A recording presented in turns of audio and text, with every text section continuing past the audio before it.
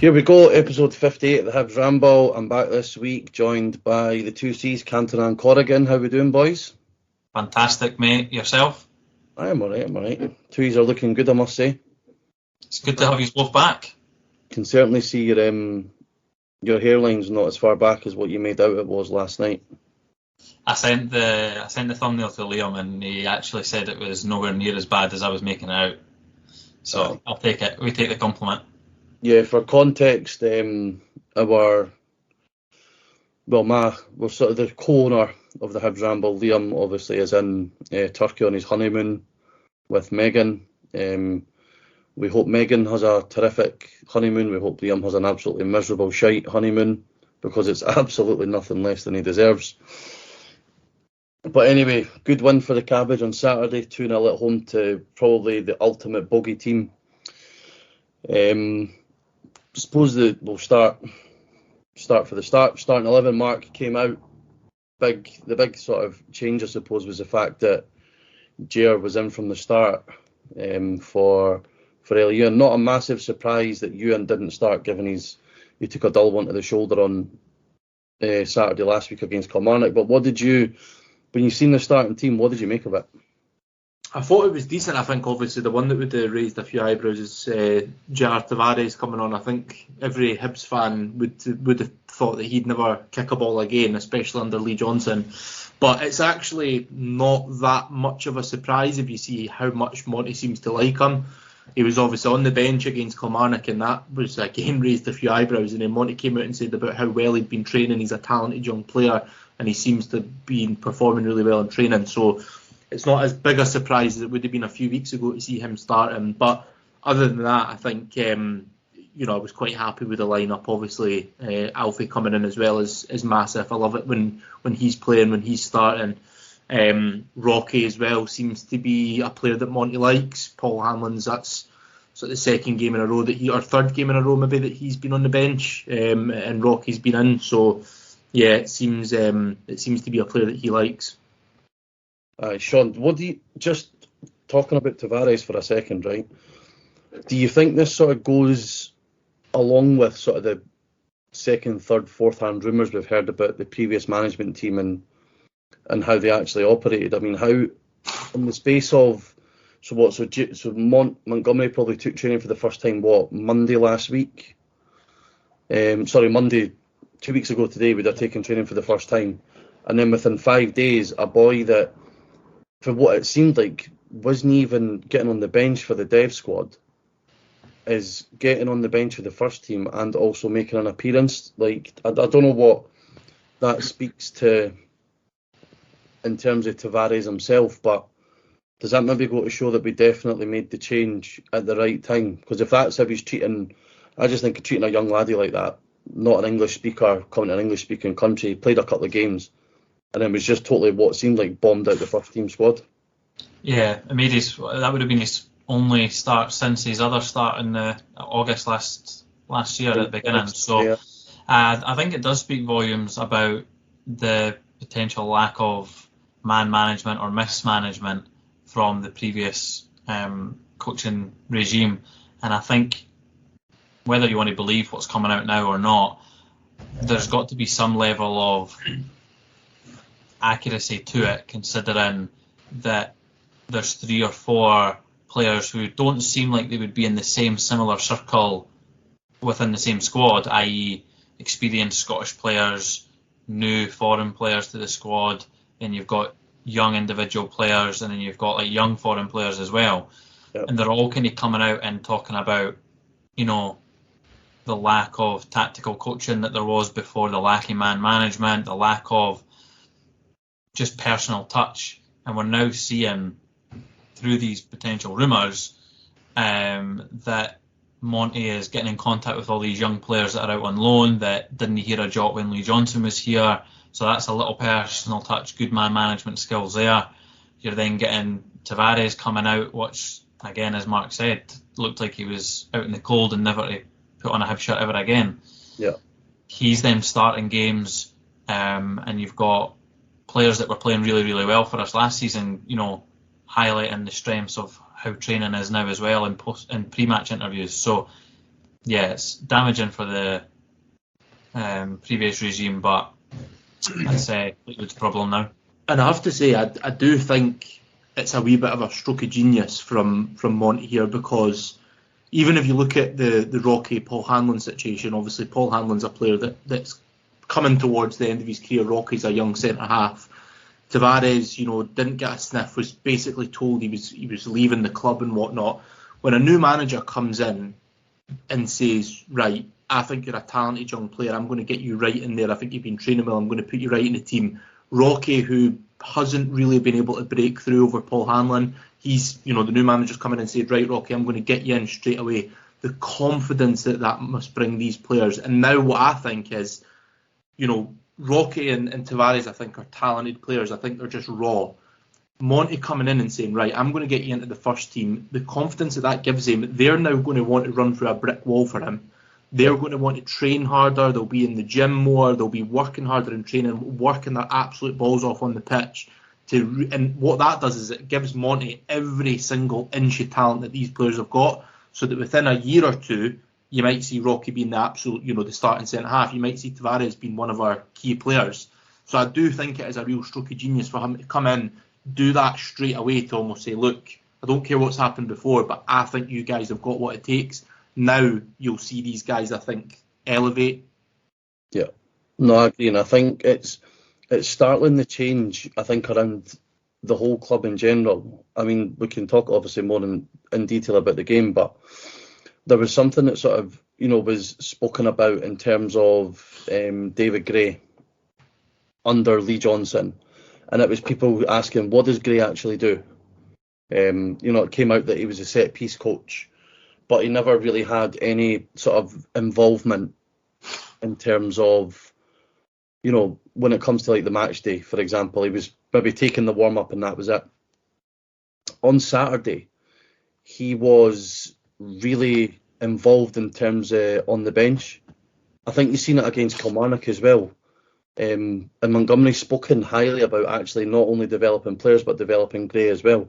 And you've seen that before the game. They done a huddle in the middle of the park before the players went off after their warm-up, which again just kind of goes to show that they're trying to bring a bit of unity in terms of the team. It mustn't be, obviously it can't be easy for somebody like Jerry to just come back in. And likewise, Hanlon to, especially after what you say, Mark, Rocky had a bit of a howler against Kelly for both Kelly goals, and Montgomery stuck with him.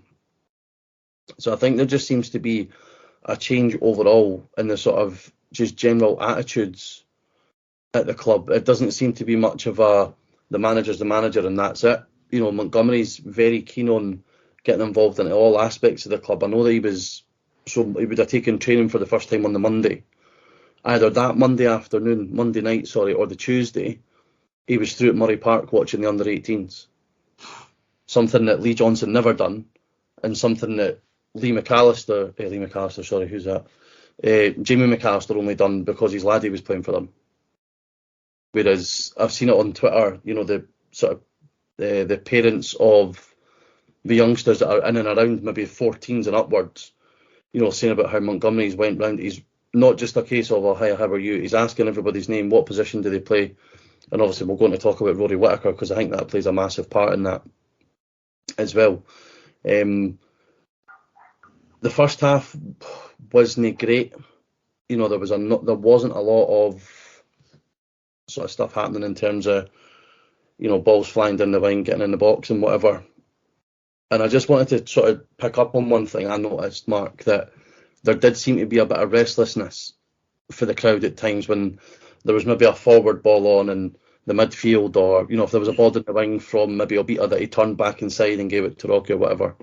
Do you think that we just need to learn a bit of patience and just, because we've changed a whole new system as well, we're going with a flat 4-4-2, and it's not as easy to create a lot of chances regularly using that sort of system, because you do leave yourself so open if you commit too many bodies forward. Do you think we just need to maybe learn to be a bit patient with it and see the fruits of the labour come in time?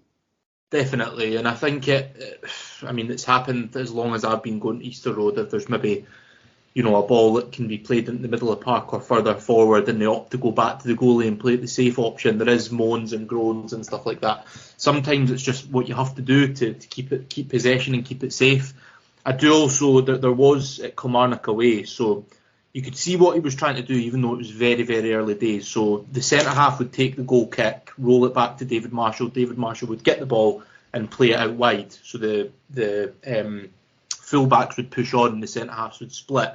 You could see what they were trying to do, but obviously because it was really new and it would only just happen, there was a couple of occasions where David Marshall maybe took a couple extra touches, or the ball maybe went out and things like that. And that's another one of these things where it is going to work. You can see what he's trying to do, but we just have to have a wee bit of patience to allow them time to build in these sort of tactics. But the good thing is, which I think is really important, and most Hibs fans that I've seen, they can see what Montgomery's trying to do.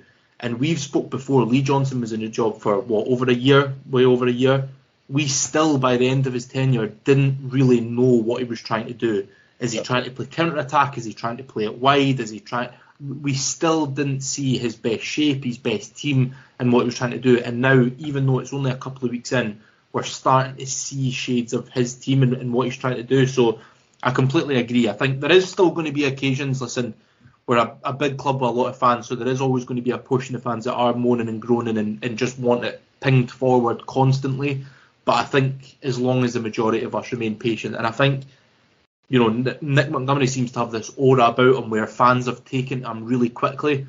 So I think that'll really help just build that sort of patience. Whereas, again, going back to Lee Johnson, I think right from the get-go there was a huge portion of fans that didn't take them and didn't particularly like him. Mm-hmm. So I think that'll obviously go in our favour as well. No, it's interesting what you say about the goal kicks, because I picked that up for Kilmarnock last week as well. Is that Rocky or Will Fish took every single one? Yeah. Whereas I don't think that happened at all on Saturday. I think it just went back to Marshall. So it shows that Montgomery's obviously noticed whatever he was trying to do last week didn't work. So he's just went back to, right, you know what, there's no point. If it's on, do it. But if not, he seems to like the team to sort of settle back in. He doesn't just want to be going gung-ho all the time. Because, Shaun, one thing I kind of picked up on is that, and this will probably take a while to knock out of players like Diego and Newell, is that because they're used to playing in a 3, they're almost used to, when the centre-half split, dropping really deep to get the ball. So there was occasions where both Newell and Diego were within like 5-10 yards of the centre-halves, and then there's just such a big, massive gap from central midfielders to the forward players and even the wide players as well. Do you think that that's something that there is just going to, again, take a bit of time to maybe coach out, let Diego get it, let Joe Newell sit 10-15 yards higher up the park, and then we can move the ball that way? Because we'll get onto it, but that's where the second goal comes from. The second goal comes for Joe Newell finding himself in an advanced area of the park, driving with the ball 10-15 yards and giving it to Lafondra. Yeah, I think very similar to the point that you make about the fans maybe being a little bit more patient for how we're playing, or the style of play, or the tempo and everything like that Nick Montgomery is trying to bring. I think we need a little bit of patience. The players need to have a little bit of patience. They clearly believe in what Nick's trying to do and what he's trying to apply to the squad now. They clearly have a lot of belief in it as well. Both Will spoke about it, Lewis has spoke about it in the pre and post match interviews. Yeah. And I think when you're so used to having that 3 in midfield, and I know that Newell and Diego have a lot of attributes that complement each other, and that's why they can play, and it's no surprise to see them playing as a 2 in there because of the balance that the two of them can bring. I think it's just them then trying to get used to, right, what is available for me to do and what is not available for me to do. Yeah. And then you kind of need to rely on your full-backs or your centre-halves or even your wide attackers. Or even in the last couple of games, we've seen Lafondra drop, we've seen Doidge drop, we've seen Venti drop. We've not really had someone sitting on the edge. They've all took turns to drop. And I think they all, as a collective, are still trying to understand not necessarily what space is whose, because Nick's already alluded to the fact he doesn't want to kind of have the reins on players, and he doesn't want to limit them to certain aspects of the pitch. He kind of wants it to be free. He's not a philosophy type manager.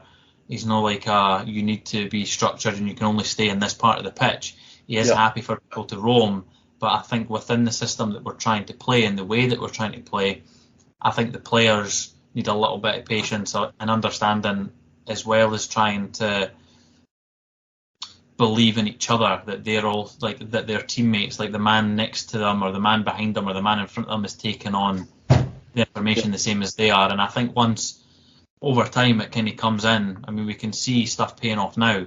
So if it's paying off this early, imagine potentially just how good it could be once all 11 on the pitch are connecting. Yeah, no, I agree. And it was interesting what you say about the sort of freedom of movement, because there was various sort of points in that first half where Tavares and Boyle sort of switched wings. And, I mean, you see it from the Tavares' chance that went just over the bar. He picks the ball up almost apparently in direct, like straight line to the penalty spot, maybe sort of 20, 23 yards out. But no, I think what you're saying about Diego and Newell is interesting. Obviously, Down the Slope done their podcast with Joe Newell, and he spoke heavily about the sort of impact on and off the park that Diego has and how actually integral he is to the team. I mean, we've kind of been on the Diego bandwagon since he came in January. So it's good to know that what we say, the players are saying as well, just goes to show that the high football and IQ that exists here at the Hibs Ramble. One player as well that's sort of... Just for context on that, we obviously don't have video this week because obviously Liam's fucked off. But both me and Mark, smiling ear to ear, trying not to piss yourself at that comment, which is factually correct, but it's just... I'm just trying to give context for those that are on YouTube that physically can't actually see us this week. So, yeah. But anyway, anybody who listens to us knows that we've been banging the Diego drum for months now, and Super Joe backing us up really just sort of cements the fact that there's, like I said, between the contributors, between the four of us, between the listeners, it is just a high football and IQ podcast that we have on our hands here. One sort of area that has noticeably improved big time is Lewis Miller. So obviously he found himself unlucky not to get his first goal for the club last week, but finds himself coming in at the back post to get his first goal for the club. Mark, how important do you think that Montgomery will be... Well, sorry, I'll rephrase that. How important do you think it is for Miller to now have a manager that knows him and is able to sort of utilise him to his strengths? Because it's fair to say that his first season, last season, wasn't great, whether that was between injuries, form, the manager maybe not utilising him correctly. How important do you think it'll be for Miller, given that we're only 2 games in, the sort of vast improvement that he's made in his game already, to have obviously the guy who brought him through as a youngster now managing the club? Yeah, definitely. And I think Lewis Miller's one that we've always, I think the majority of Hibs fans have always thought, since he came to the club and since we've seen sort of glimpses of him, that we knew there was a player in there. The problem is he couldn't really string together performances, in a row. We've seen him at Celtic Park last year. He played brilliantly. Then he went missing for a couple of months, whether that was tactical or whether he had picked up a knock or whatever it was. Then he comes back in against Celtic at home. Again, he plays brilliantly. So we kind of knew that there's a player in there. But I think Montgomery coming in will just make him 10 times better. He's already spoke so highly of him about how brilliant a man manager is, how he's almost like a father figure to him. He got him his big move at Europe and all that kind of stuff. And he's also talked about how Montgomery likes his fullbacks to push on a little bit. And we just spoke about that, about for the goal kicks. The fullbacks would kick on and the centre-halves would split. And it looks already like, the fullbacks are going to be really, really involved in those attacking phases. And, I mean, you can see that because against Kilmarnock, he really should have. It was basically his goal, and then he's bagged himself a goal, after only a couple of weeks. And that is just a sign of Montgomery wanting his fullbacks to push on. So I think there's 2 sides to it. The tactical side, I think, will suit him down to the ground, getting into those more attacking positions. But also, he clearly likes him as a manager. He clearly likes him as a person, which is just going to make him more comfortable. It's going to almost make him listen even more to all these training sessions and whatnot. So I think it's only going to be a good thing for him. And I think that talent, again, similar to what we're saying about Tavares and Rocky, I think that talent will just be elevated even more and sort of it'll go even quicker. His development plan. Yeah, Sean, do you not think just looking at him, he's got all the, like, when you talk, I hate this phrase, right? But when you talk about like modern football and modern fullbacks, do you not think when you look at him, he just fits the prototype of what a modern fullback looks like? His height, his pace, his athleticism. Like I don't think I'll get too many detractors by saying this. I still think he needs to work a lot on his technique when he's on the ball, and finding those sort of attacking, finding the right ball to play when we're in those attacking areas. But he's defensively, his recovery pace is brilliant. He's really good at timing tackles. I don't think he gives away a foul that often. Does it not? For me, I'm quite excited to see where this could go under Montgomery now. Given obviously he's now with Canaille going out on loan to Airdrie last week, and obviously Chris Cadden's still been out injured for another sort of maybe 4 or 5 months at least. He's got a proper run at this to make it his spot for a good wee while. Yeah, I'm intrigued to see kind of where it goes. I was very, very cautious about what he could have potentially brought to the club when he was first joined, just based on stuff that I'd heard prior to him joining and just after he joined, and then obviously had a bit of a rocky start. It is good to see that whatever changes he's made prior to Montgomery coming in regards to his physical build and his ability to adapt to the Scottish game is clearly came on leaps and bounds since he first joined, and he's packed on some size even since the beginning of last season as well. And I think having someone that knows how he ticks and how to get the best out of him will only work in his favour as well. And listen, it'll work in Montgomery's favour as well, because he'll know exactly what he's getting, what he's good at, what he's not good at, and what Lewis will be able to bring to the starting 11. You're right, he's not anywhere near the finished article, but from a modern player's perspective, he certainly fits the bill. Listen, his reading of the game could certainly be a lot better, I think, or he wouldn't need to make those recovery runs or those tackles. But yeah, his recovery runs and his tackles are very, very good because he has that pace about him. Technically, like you said, could be a little bit better, but there's lots of very strong key attributes in there for such a young player. Yeah. And listen, lots of Aussies are now in Europe applying their trade and doing very, very well, and then getting into the national team. So he just needs to keep on the trajectory that he's on and get a little bit of consistency about him, and hopefully, because he's got this run in the team now, he doesn't waste the opportunity. Yeah, no, I agree. I think the one area of the team that obviously we were worried about in the summer was where the goals going to come from with Kevin Nisbet going to Millwall. So I think we need to give credit to Brian McDermott for ultimately the two key signings that have been made in that forward area, Dylan Vente and Adam Lefondre. There was a lot of talk in the summer about why the fuck are Hibs signing a 36-year-old from Australia. There's a Hearts fans tweet that gets retweeted after every game that says, I would rather be signing no one than a 36-year-old has been. I don't know about you, Mark. I know you said at the start about the starting 11 that you were delighted when you seen that his name was on the team sheet. He's very quickly becoming one of my favourite players in the team. Watching him on Saturday, you can just see that he's played the majority of his career at a high level. And I think that's highlighted by especially his involvement in the second goal. But for a 36-year-old, you would expect him to maybe be just a sort of penalty box, hanging about, waiting.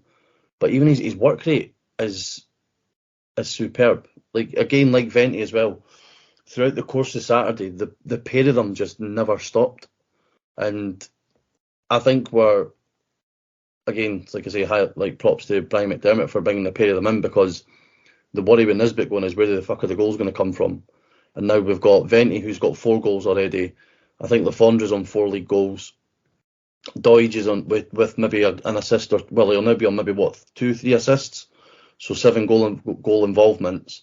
Doidge himself has came back firing, 3 goals and 4 assists. I think he's on as well. So we're now at 18 goals combined, whether it be assists or goals from our 3 strikers, and fucking clocks haven't even went back yet. It's quickly turned from one of our, like you mentioned, the positions that we're most worried about. Where's the goals going to come from after losing Nisbet, obviously we had strikers that at the time weren't performing, like Doidge, Melkerson and the rest, and it's now become a position that we're probably the healthiest. And what I love about the three main strikers that we've got, Lafondra, Vente and Doidge, is, like you touched on, they all work so hard. No matter what, if it's one up front, two, whatever combination it is, they all work so hard. They run about, they drop deep, they do everything. And yeah, Lafondra, I'm the same. I mean, we all knew when he came in, there was a lot of people saying, oh, that's your replacement for Kevin Nisbet. We all knew that wasn't going to be the replacement for Kevin Nisbet. We knew that as a 36-year-old, he's not going to play every single game. We knew that there's potential that he was maybe going to come off the bench and things like that and have an impact on the younger players. But my God, what an impact he's had in such a short space of time. I think the key thing for me is how easy he makes everything look. And that only comes when you play at a high level for the majority of your career. Everything that he does just seems effortless, and that's just his football IQ, the way he can see the pitch. I mean, that assist he got for the second goal, just a little dink back heel right into Vente, which puts him through one-on-one with the keeper, and he'd done it without even skipping a beat, and he just seems, even though he works really hard and stuff like that, he does, when he's on the ball, in and about the box, when he's scoring goals and whatnot, he just makes it look easy, and that just shows the quality that he's got. But I'm the same. I was always excited by the signing, but I mean, he's becoming even more important, I think, we anticipated. Yeah, no, I agree. And I'd like you say about his sort of deft touch for Vente's goal. He puts it just right in his path, and it's the same as he's won for Vente's first goal against Luzerne. When he just dinked it into the area, and it was even the sort of the way he took the ball under control, spun, and then volleyed it with his left foot, completely unaware as to maybe even if anybody was in there. But he's, again, I'll talk to you, game intelligence. He's just, like I said, he's a smart footballer. Mm-hmm. He's no, kind of like when we used to talk about Boyle, when Boyle says, he was like a speedboat with no driver. It's like Villafondra's at the controls of a A380 and he's just cruising. And he knows that whatever comes up, he's got an answer for it. That's probably one of the worst analogies I've ever came up. But Shaun, like we said about Dylan Vente, we were speaking before we came on. He's on 4 goals in total. Obviously, he's got 2 in the league. Scored against Wraith, scored at home against Luzerne. So he's got 4 goals from what I think is probably 5 shots. He's so clinical, and he's shown it like in all facets to his game. Like last week, was one where he sort of cut in and took it. The Luzerne one was a header. The goal on Saturday there was one of those ones where naturally when I'm looking at it in the position that he's in, you're thinking he's going to place it up towards the keeper's left to maybe try and get sort of a bit of lift on it. But he just slots it at the keeper's near post, right in the side net, and so effortlessly. I think we've got a serious player on our hands, especially like we spoke about when all the players are used to the system. And if we can start, I mean, he scored 4 goals for 5 shots. If we can get creating chances for him, 2-3 shots a game, his numbers are only going to go up even quicker. Yeah, 5 shots on goal, 4 on target, 4 goals. You literally can't ask for much more than that, really. I like the point that you make about the variation of his goals as well. They've all been a little bit different. They've had a little bit of a different aspect to his game regarding the header, the cutting in, quick reactions and stuff like that. And listen, you need to be in the right area as well. He's positionally aware, which is great. He's not shy coming out the box and working his arse off as well, because he's done that the last kind of 3 games as well. He's done it in all his games, but in particular the Aberdeen game, the Killie game, and then the game at the weekend. So lots of strikers will always get picked up on, maybe they're getting too involved in the game and they're dropping too deep, and then they're then not in the box when the chances are then getting created. But yeah, since he's joined, I literally can't find a fault for him at the moment. For me, his game has been flawless. I think a lot of people, the one shot that he has missed off target was in the Aberdeen game, and at that point we just weren't really creating too many chances in that game. But David Gray alluded to it in his post-match interview. The work that he'd done off the ball allowed Doidge and Lafondra to come on and win us the game. Yeah. So it's good to know that naturally the coaching staff are noticing the hard work that he does, and you'd expect not just goals with the price tag that he came with, but his all-round play to be really, really good. And I like the fact that he's not just sitting up there waiting on it. He's working his bollocks off, and he's getting in the right areas at the right times as well. So long may it continue. I did pick up on that. Like I mentioned about with the midfield at times picking the ball up for the centre halves, maybe being a bit 10, 15 yards a bit too deep for what we'd like. He was also dropping into those pockets. So he's not, like you say, he's not just standing, picking his arse waiting for the ball to come to him. He is somebody that is going to try and get things going. If he needs to, regarding obviously the attacking play, which is now, and I suppose, Yuan came on second half, done really well, should have scored. But again, that's one of the reasons why we love him. He does the fucking most frustrating thing in the world. And then he's 100%. As soon as he came on, there was a point, I think, after we scored the second, and he was in our corner. And it's like he was fucking wiggling the analog stick. And at the time, I turned to Alf and I was like, that'll be going on Instagram on Monday, because he's just absolutely ripped the arse out the boy. But attacking wise, he's still yet to properly click.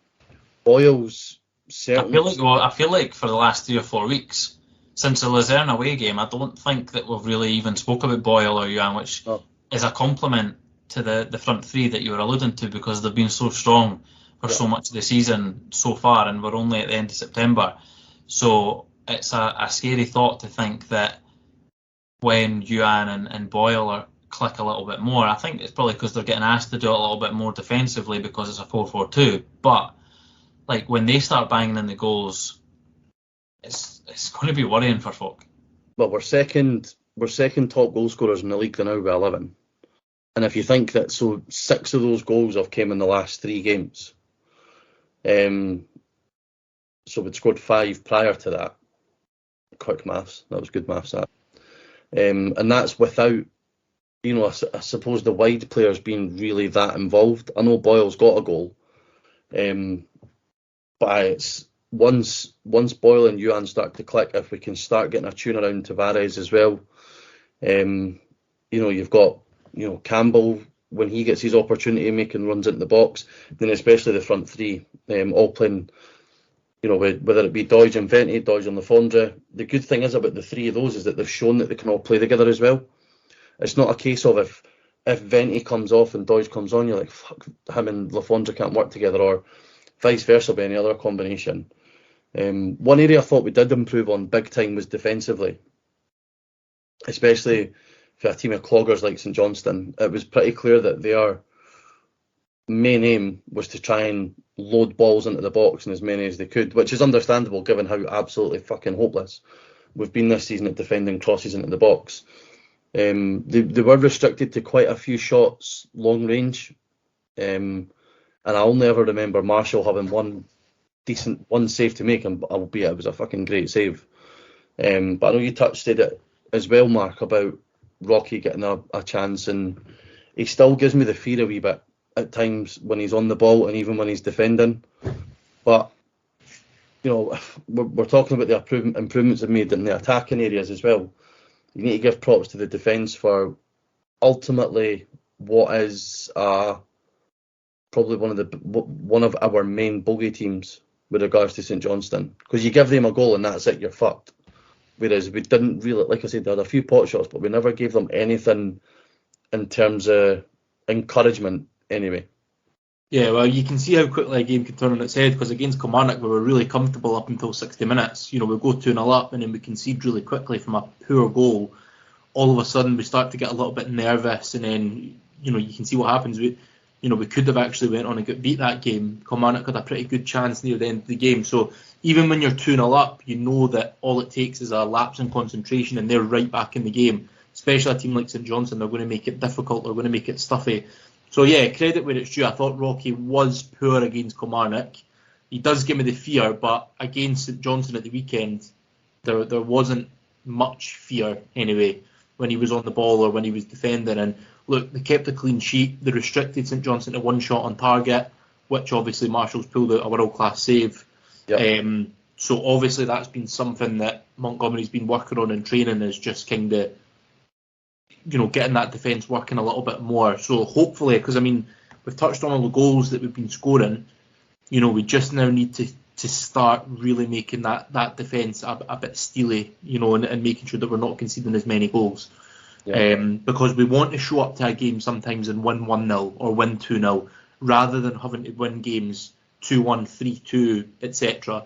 Yeah. So that's the main thing for me. And, you know, whether Rocky's the man or not, obviously, time will tell. But, you know, Monty prides himself on, you know, getting the best out of young players. And we've seen that already. So, like what we touched on, I mean, he'll be rubbing his hands, you know, the likes of Yuan, Josh Campbell, Lewis Miller, Rocky, Tavares, all of these players that he can get the best out of. And if he can get the best out of Rocky, you know, he's a really young centre-half. You know, he's maybe someone that we could keep a hold of for a good few years to come. So, fingers crossed this is, you know, his performance against St Johnstone, there's more of that to come. Yeah, and I thought, just touching on that as well, I thought Hanlon was solid when he came on as well. I know it was only for maybe 8-9 minutes, but he don't think he lost a duel, aerial or on the ground. He still so composed and calm on the ball as he ever is. But talking about young players, Sean, I suppose probably other than the sort of 3 points in the bright spot, the sort of 3 points in the goals and that, was Rory Whittaker getting his debut. 16 years, 44 days. Am I right in thinking he was born after our League Cup victory? He was born 2 years after Lewis Stevenson made his first team debut. That's mad. The picture of him as a bairn with Paul Hanlon and Stephen Whittaker, no relation. Years ago. No relation, I believe, is brilliant. It was only like 3 years ago that. I know. Do you not see? He came out today and said he was a ball boy at the Luzerne home game. Luzerne home game, aye. Like and 3 also weeks ago, and now he's making his competitive home debut for the same club. I think that's phenomenal. Brilliant. Props to him. Props to Monty. Yeah. Brilliant. What I was saying about obviously seeing like parents talking about like Monty going round to the game, like, you know, introducing himself, asking the players and that. His dad, Rory's dad, posts a lot on Twitter. You know, just retweeting stuff for the Dev squad and that. And he played against, was it the New Saints that the Dev squad played in the other week, guy. The what is it, the Challenge Cup? Yep. And he obviously started, and his dad's quote tweeted it saying another great learning experience for him. So obviously in his dad's mind, he's getting opportunities at a further level than what he would be expected to. And not even 3 weeks later, the lad is coming on for his first team debut. And what I think, I don't know if other people noticed this as well, but he was actually stripped and ready to come on before we got the second. Mm. So it's not as if, and I think he came on at round about maybe the 65th, 66th minute. So it's not even as if Monty, are we calling him Monty? Yeah, let's go for it. Fuck it, we're on the Monty train. It's not as if he was bringing him on in the 89th minute for a token appearance. He was putting him on with fucking 25 minutes to go against a team that's known for being stuffy in it. We've seen it in the past when if they'd have got a goal at 75, 80 minutes, there's a good chance they would have got an equaliser. They'd done it a few years ago to us at Easter Road. So I think it's, man, what a feeling that must have been. Well, he came on at around about the same time as Kilmarnock pulled a goal back the week prior to a game that went on to finish a 2-2 draw. So the game was far from done. It was far from done. What were you doing at 16-year-old in 44 days? I'd rather not answer it on this I podcast. wouldn't hesitate to answer that. Drinking in a park somewhere. To be fair, I was going up the tune at 16. I was playing Cav. I think that comes back to what I was saying when we first spoke about it. Like, props to him for like shining well enough in whatever level he's been performing at for however long to be able to be in that position to shine. And then props to Monty for being like, do you know what? I don't really give a toss about what age you are. You've performed really well against Rangers at a level above what you should already be playing. In you come, son, coming at the training. He's obviously composed and done well and handled himself brilliantly in the first team training to even be in the matchday squad, never mind the bench. And then, like you said, 60 odd minutes against a team where it could have easily went wrong if they got a goal back.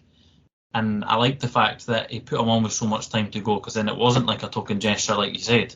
He believes in his ability, as in Monty believes in the player's ability, And listen, he came on and almost scored. I know he was playing right wing and not right back, which is his natural position, but he found himself. He found himself in the penalty box. He handled himself brilliantly, and on another day he could have scored. Could you imagine? Imagine how that would have went if he'd scored as well? I wish you had that, because that would have been incredible.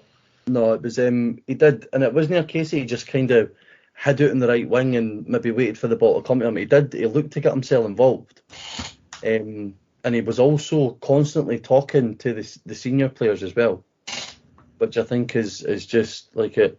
And Monty said in his post-match interview that he's actually had to hold them back in training. Aye, yeah. Because he's been going fucking hell for leather, and that, I suppose, that's testament to the boy as well, testament to the coaching he's received for what, maybe under 13s level, because I think it was Spartans he was at before. Spartans, aye, yeah. So, his formative years at Spartans to then, being able to be in the Hibs first team squad in the space of like 3-4 years shows the attitude of the boy. Obviously, he's got he's got an incredibly proud dad. Constantly tweeting out, putting on social media and that about him. So here's hoping, and I suppose it goes to show, like what you said, Mark, about Tavares and Rocky. It's a masterstroke, because these boys will now run through a brick wall. Guys like Rudy Molotnikov, Jacob McIntyre, Ruben McAllister, Jacob Blaney, Harry Wright, even the guys out on loan, Josh O'Connor, Murray Aiken, etc. They'll now be looking at that going, fuck me, there's the pathway. And it was a very, I didn't want to sort of talk about him too much, but under Johnson it was always, we'll develop young players, and we didn't. I know he gave Josh O'Connor minutes a few times, but he brought him on at 5-0 against Aberdeen. Montgomery's shown that he's brave enough to put a 16-year-old in against St Johnstone and go, all right, pal, on you go. And not even necessarily in a sink or swim kind of way, but more of I believe in you. And I think that's the message that he's been given to everyone since he's come into the club, like we spoke about earlier with Tavares and Rocky and stuff. That message of coming in and saying, look, I believe in you, to go in, even though you've not played in so long, you've not been able to make that position yours, you've been a little bit of an outcast almost. I believe in you to go and do the job. Yeah. And I really, really hope that this is a sign of things to come, and I think it will be, because obviously he prides himself in developing players. But, you look at the youth academy that we've got, and Hibs are a club that's known for bringing through youth academy products, but in recent years we've not really done it to the point where they've been consistently in the first team. The only player I can really think of is Josh Campbell and Josh Doig. Doig obviously got his move away. But apart from before that, but that's three players in 6 years? Exactly. I suppose I don't even think we can necessarily take credit for Doig either, because he came to us at 17? Mm. So he's not even came through our youth system. Yeah, so I'm just hoping that he comes in and really has a look. And I mean, he looks like he's doing it already by going to the sort of the youth games and whatnot. But we look at the talent that we've got. We won that league, and the under-19s or whatever it was. That they won that league. They've got a really talented squad. Players like Josh O'Connor, Murray Aiken, all the players you've just listed. Yeah. They're potential players that could come in and be in the first team. We all watched them in their European adventure last season and how impressed we were with all of them. So if they can have the right management that's nurturing them and coaching them and embedding them into the first team, we could have another, dare I say it, golden generation on our hands, because we've got the talent for it. So I'm just hoping that this is a sign of things to come. Yeah, and we now see that if they are good enough, they will get an opportunity. I bet you, depending on how it goes now, but I bet you fucking Ethan Laidlaw's wishing that this had happened in the summer, eh? You could say the same about Connor Young as well. I know Connor just signed for Clyde.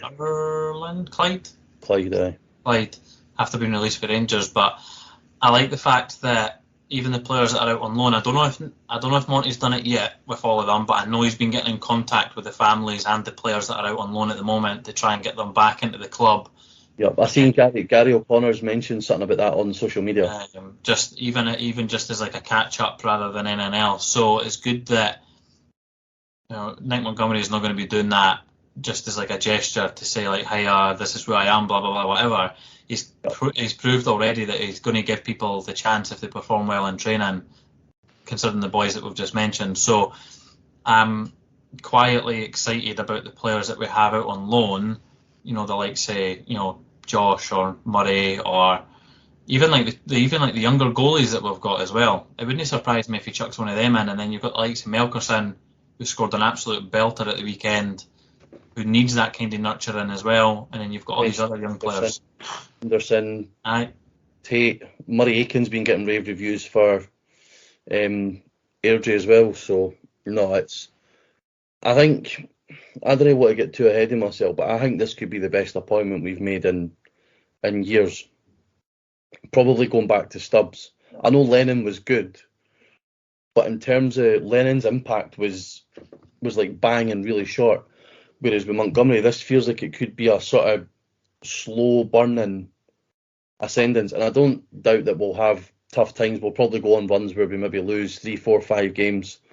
But I do think there is something, even when he talks, like whenever Johnson spoke, you kind of thought, oh, you're a slaver.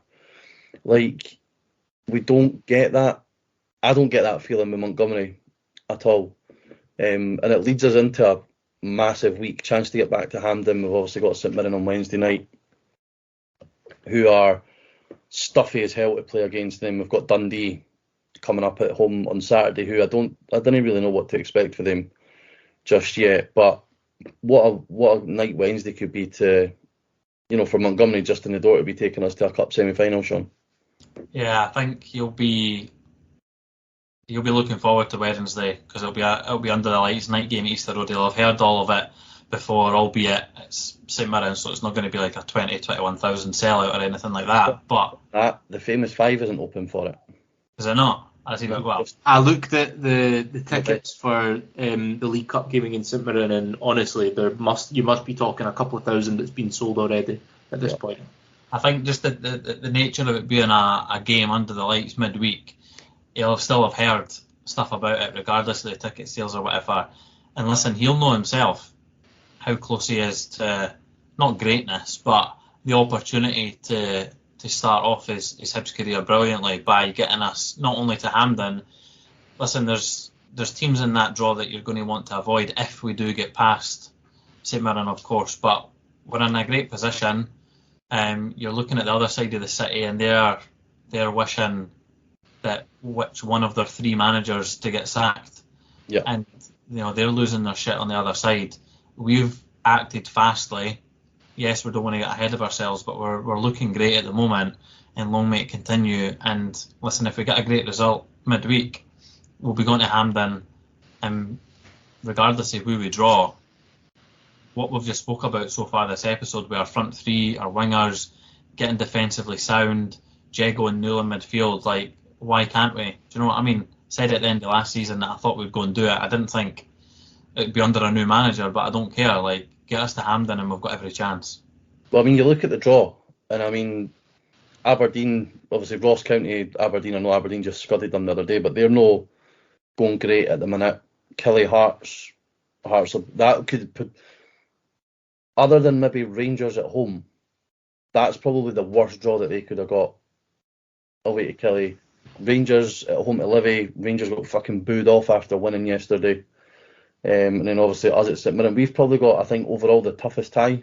St Mirren obviously flying high at the top of the league. But, Mark, I don't think there's anything to give for them. They're pretty similar to St Johnstone in terms of how they play. They operate quite a low block, and they look to hit on the counter-attack. But I think we're in a position now where we can counter the counter, if that makes sense.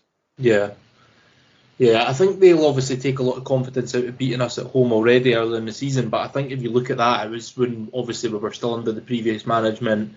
We were, I think we went on to have really poor league form after that, and even still, we were very, very unlucky not to get something out of the game. Yeah. We got back into the second half, we were pushing for a winner. It looked like maybe we were going to actually go and steal the game. All of a sudden, they catch us on albeit a brilliant counter-attack, and they get the goal to win 3-2. So even where I would say where we've been at our worst, they still only just beat us. So I think obviously the confidence that we've got the new manager, the players that are going to be working in different ways. I think I don't see why we can't go and beat them. At the end of the day, we're at Easter Road. I certainly don't fear them. I think they're a decent side. I think they'll fall away. Don't think they're brilliant. I think they will fall away after Christmas once they start getting injuries. But I certainly don't fear them. And like you said, we've got it all to play for now, because if we do go and win, why fear anyone? You know, we can go to Hampden, anything can happen at Hampden. We've seen it a couple of years ago. We got Rangers in the semi-final and we turned them over. So there's no reason why we can't go all the way in the competition. And that'll be a huge carrot for Monty, obviously. If he can get a trophy within a few months, I mean, that would be a pretty good start to life at Hibs. Yeah, Lee Johnson on pundit duties for the final as well, talking about how it's his team that got to the final. And then Dundee, and then Dundee next Saturday, Shaun. I suppose we didn't really know how we're going to go into that until we see what happens on Wednesday. No, I think it will be interesting to see the team selection for the two games. I think maybe that's why he made the changes that he made at the weekend. Obviously, to get Ewan back on the pitch, albeit picked up the knock the week before. It will be really telling to see where he sees his squad going into the derby.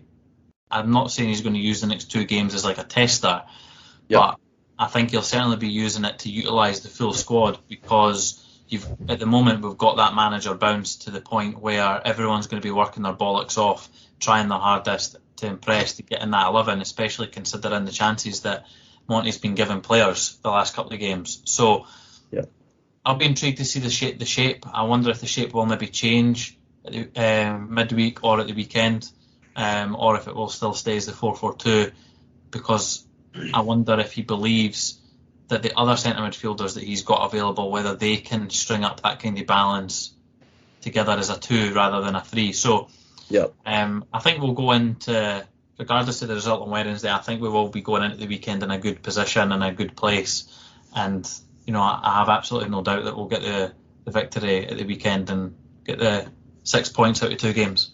Yeah, it'll be a good recording next week as well if we're able to come on the back of 3 home wins in a row. I think the momentum will really start to pick up. Right, before we wrap up, we will do a fantasy league check-in. So Dan Taylor, well done, mate. 100-point game week. You've shot to the top. It's fair to say that the high football and IQ does not translate to the high fantasy football and IQ, because between the 4 of us, we're absolutely fucking stinking the gaff out big time. Well, I only joined today, so just watch the space. Yeah. Mark was not committed to content for that.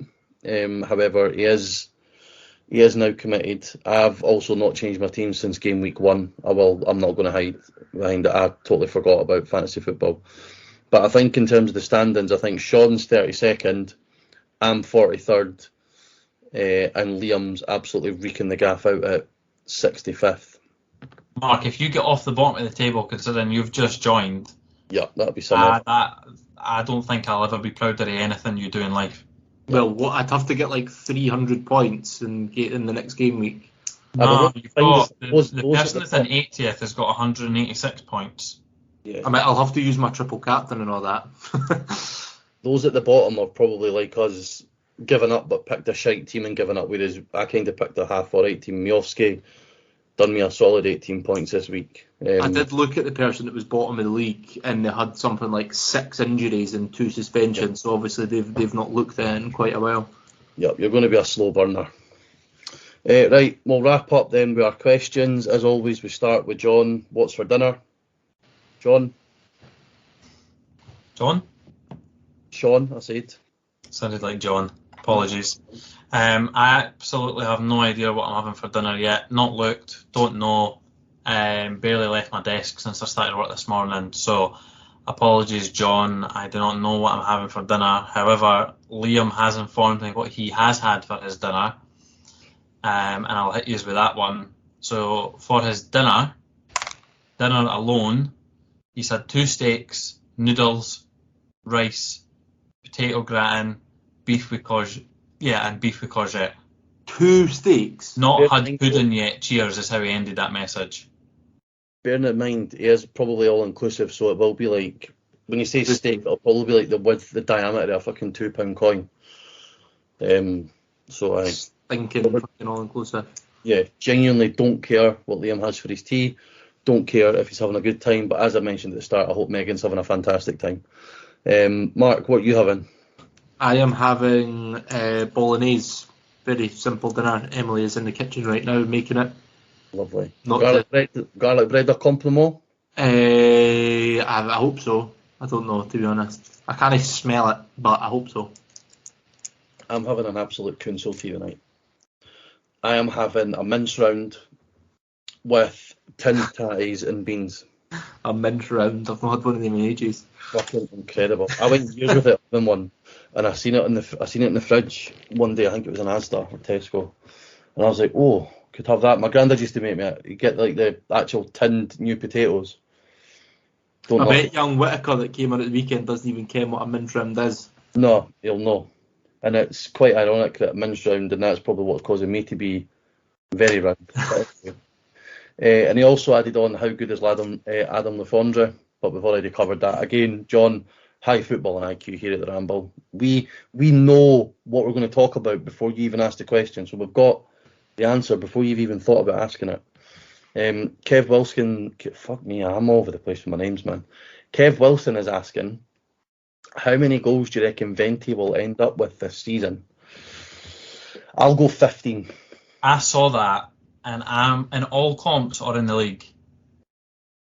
I'd go in the league because realistically we might only have one more game. We could only potentially have 2 games in the cup, so we'll go league only.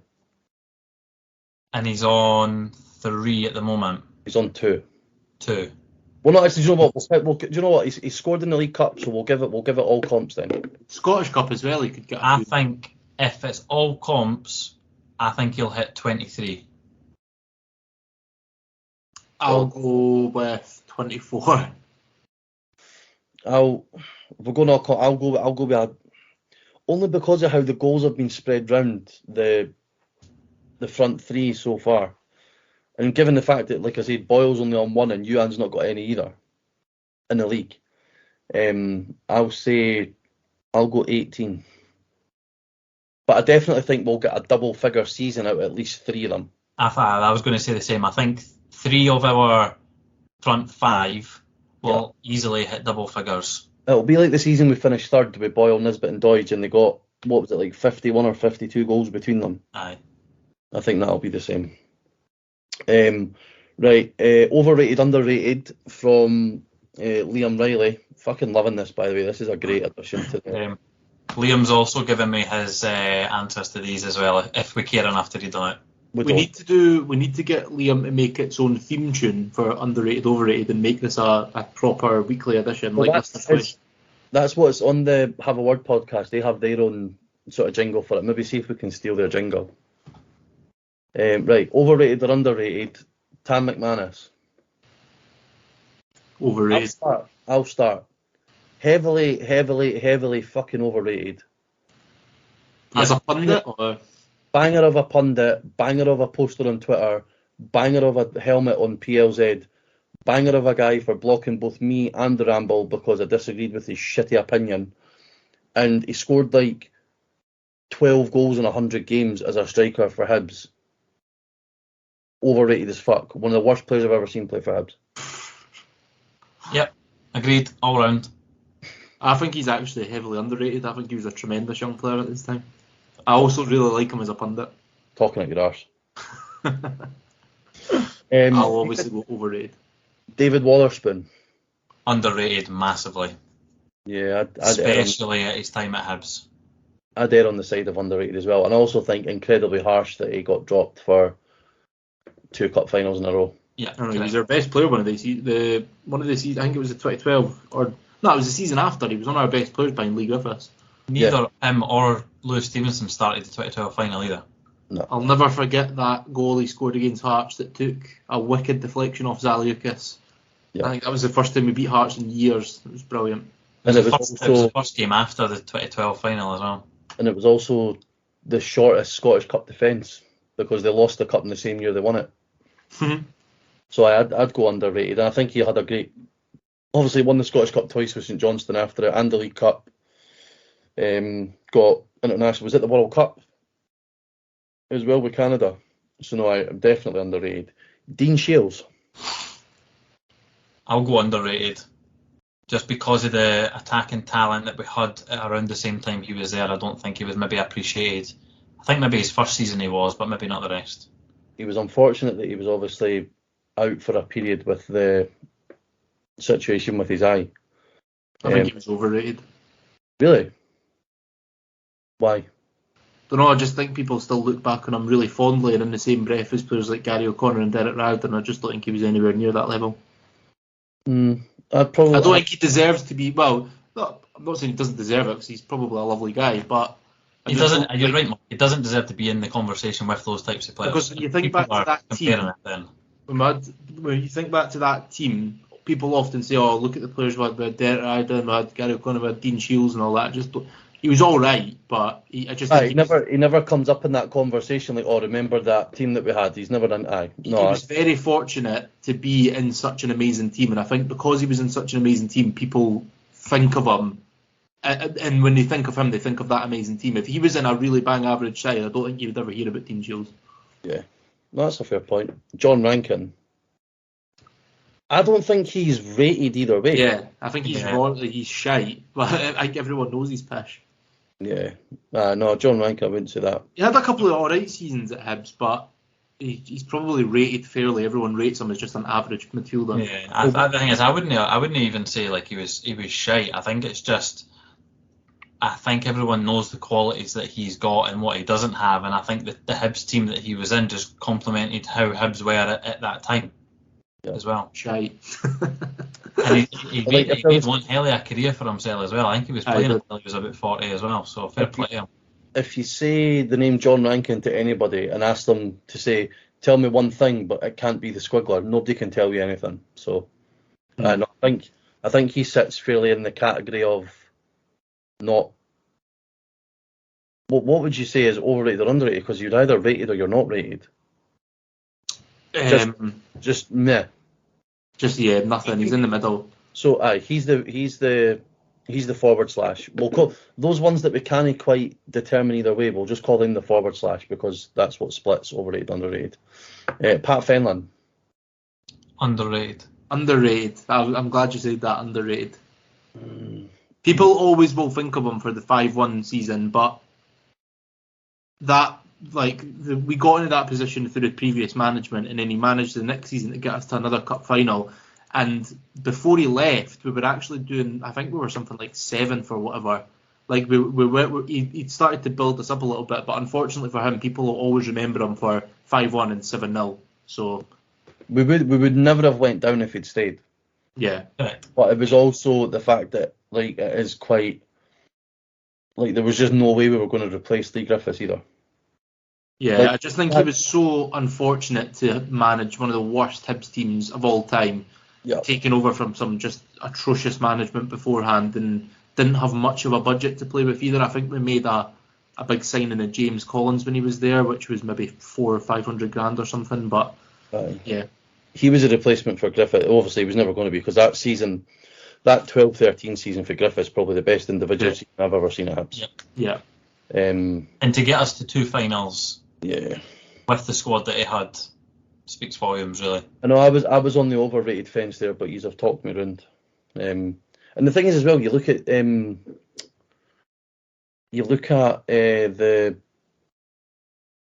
thing with James Collins as well. He wasn't necessarily shite for us, but he actually went on to have a pretty decent career after us as well. Yeah. I tell you what, see the start of the season after 5-1, we played some good stuff. We were before Christmas. I can remember us when Paul Kearney was nutmegging everyone and Lee Griffiths was banging them in, and we were top of the league after maybe 7 or 8 games, I think. We were really good, and then we fell away after Christmas, and I think we got beat off Hearts, which is what made Pat Fenlon leave. And then obviously after that, when Terry Butcher came in, we just capitulated. But I do distinctly remember the season after 5-1. Obviously, we beat Hearts in the Scottish Cup. We were playing some really nice stuff. I remember we were hammering teams at Easter Road. Griffiths was banging them in. Mind, Owen Doyle was playing well. Paul Kearney, absolutely loved that guy. He was 6 months out. He was fucking unplayable. He was superb. I like that team. And then obviously things just went from bad to worse. Yeah. And then finally, Proclaimers 500 miles. Overrated. I'm going to go overrated, right, for two reasons. One, the amount it's played at Scotland games. And two, that nobody gets the first bit right. Yeah. I know, that is annoying. They always go for the after the first 500 miles chorus. And it doesn't, it just leads into another verse. Yeah. As good as it is for the Proclaimers, how well known it's, especially in America for some reason, it's known really well over there, and it gets played in films and TV shows. Like, not for me. It would be impossible for me, by the way, that, like I said, the fans that sing it and get that fucking bit wrong, it riles me up every single time. It would be impossible to call it underrated because of how highly rated it is. Like, there's no possible way you could say it's underrated, so I'm just going to say overrated as well. Yeah. Agreed. Thanks, Liam. Keep those coming, mate, because they're pretty enjoyable. They're varied as well, which is... we didn't give McLean those answers. We don't care. I want to hear do a quick fire, Sean. Right, so Tam McManus, overrated. David Wotherspoon, underrated. Dean Shields, underrated. John Rankin, underrated. Pat Fenlon, rated. Proclaimers, 500 miles, underrated. Fish opinions. We'll move on swiftly. Exactly. I wish I hadn't asked. I wish I had just stayed, kept my mouth shut. Yeah. You'll know better next time, Mark. It's fine. Why is Harvey Scott says, why is the young guy that came on about 9 months older than me? That's scary. Scary that he's still older than you. Yeah, not about the fact that I'm literally fucking twice as old as him. And that Lewis Stevenson made his debut 2 years before he was born. That's one that I can't get my head around. No, that is a wee bit mental. Like this laddie has literally grown up from a baby watching Hibs, watching Lewis Stevenson, and now he came on with him. He actually came on at the same time as him. Like, so there's your what is it? Your most, so that effectively, right, when you talk about like your most decorated player in the history of the club because he's won both cups, and then your youngest ever player coming on at the same time. Madness. It's madness, I tell you. Jack says, how good has the signing of Venti been? Honestly, best in the last few years. I'd maybe not go say he's the best in the last few years, but he's on his way. He's on his way. Yep.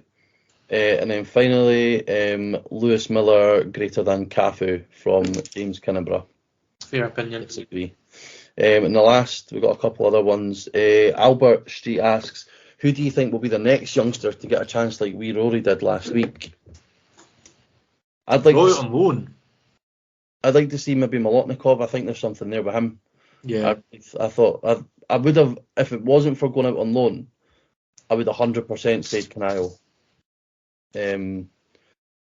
But maybe Rudy Molotnikov. I think he's bulked up massively since he's since we seen him for the dev squad last year, Sean. Yeah. And he also got his first team debut away at Aston. Oh well, he's had his first team debut, so one that's not had their debut. Don't know. Ruben McAllister's played. Maybe somebody like Jacob Blaney. He's been a name that's been spoken about coming through the years. Murray Johnson played yet for the first team. Oh, don't think so. No, he's not. He's got a chance. Yeah, and then Jeff Ashton says, has Venti got 100% conversion rate with his chances so far? Can't remember him missing any. Me and Sean were speaking about this. We think he had a shot that went either wide or over against Aberdeen up at Pittodrie. And that's the only one. All these other ones have been on target and hit the back of the net. Yeah, that's the only ones that we can think of. And then finally, the last few coming through from Instagram. James Kinneborough, again, just wanted to make sure his voice gets heard. Lewis Miller, greater than Cafu. Dino says, don't want to get my hopes up, but seems exciting things are to come. Agree with you there. Don't want to get excited, but install the disco lights. Yeah. Well, apparently there's disco lights being installed. Oh, is that? Oh, right, aye. No, right, okay, I get it. That was the reference. Yeah. Daniel Baxter says, clean sheet with a heart eye emoji. Jake Nicholson says, hate to be a bit negative, but what is the weakest part in the team after Saturday? For me, it's left centre back. I think it's a great question. Yeah. I don't necessarily say it's maybe negative to class it as the weakest. It's just the area that we maybe need to improve in the most, and I feel inclined to agree. Yeah, no, but I still think that when he's fit, that Paul Hanlon's still a great player in this league. We've got to remember Diego's contract out next summer as well, so unless he gets some level of extension, I would imagine that'll be the area that could potentially become weak as the season goes on and need improved. Yeah, no, agree. Haley asks, what do you think has clicked for the team that we get performances like the second half? For me, just probably confidence and belief in the way the manager's wanting the team to play. I don't think there's any other way. And finally, the last question is also: Would Stevie May's hair be long enough to dry his tears? He's upset. Be long enough to wipe his arse. He's fucking nippy, him. He's shite and all. He was good a few years ago, but he's fucking brutal. He just runs about and falls down and moans. Maybe about 10 years ago, Mark. He's ass. Yeah. Well, we'll wrap that up as a good episode, and we'll leave Shaun to edit and put up his shitty thumbnail. As I said, no video this week because Megan's taken Liam away for an undeserved holiday, in my opinion. But that's what married life is. And he was selfish enough not to take his laptop on his honeymoon and do the editing for us. Yeah, absolute gimp behaviour. I think it's a disgrace. Absolute disgrace. Yeah, we'll wrap it up there. We won't be doing any sort of episodes after the game Wednesday or before Saturday, but we'll be back next week on Monday with our standard review of the week's action. And just so you know, just a little tidbit, obviously you've seen that down the slope I've had Joe Newell on. Strong opinion Hibs, I think, are bringing one out soon regarding Paul Hanlon. We have also got a player coming your way, but we'll keep that under wraps for now. But get your guesses in for who it is. Yeah, that's how we know if you've listened to the full episode. If you just start sending us random names on Twitter. But yeah, we are hopefully going to be recording with our current first team player next week. So yeah, when we get that out, we'll ask you obviously for questions and that for the player in question. So thanks for listening as always, guys. If you don't already, you should do Twitter, Facebook. I'm never calling it X. Twitter, Facebook, Instagram, the Hibs Ramble. Any feedback or that, let us know. Anything you've got you want to message. What I think folk don't do is like message us during the week. Like they only message us for questions. Like if you've got anything Hibs related, drop us a message somewhere, and we'll love to chat about the cabbage. Spotify, Apple Music, iTunes podcast, whatever the fuck it's called these days, YouTube. Like, subscribe, leave us your feedback, and we will see you again next week. Thank you. Cheers. Adios.